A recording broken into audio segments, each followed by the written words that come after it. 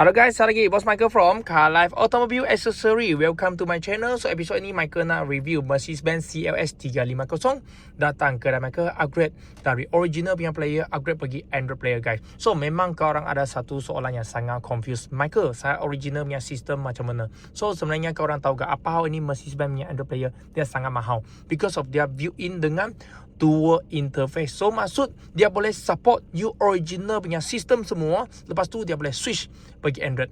Ini yang point yang dia paling hebat lah. So tengok sekarang kan sama dengan you ori guys. Tengok sama. Memang sama kan? So tengok ini original punya knob. Semua dia boleh pakai balik. Tengok saya tekan sekarang saya switch Ada. Memang gerak So tengok saya switch pergi original FM. Steering control on. Boleh pakai balik. Tengok. Hidup. Baik So soalan kedua, Michael, macam mana saya switch pergi Android mode?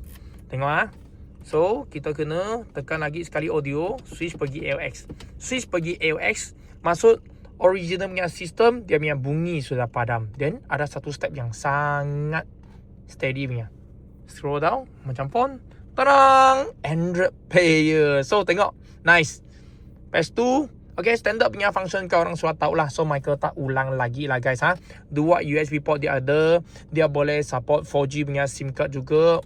Dia ada itu sound equalizer semua memang sudah ada. Lepas tu of course lah YouTube semua memang boleh. Nah tengok sini.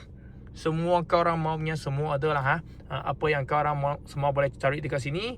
Okay, USB port, Bluetooth, Android Auto, Apple CarPlay, semua ada guys. So dia punya fitting kira cun tak boleh lagi komplain apa-apa. Okay, kira nice So untuk korang sesiapa yang mau upgrade CLS under, you boleh PM Bos Michael. Okay guys, terus sihat.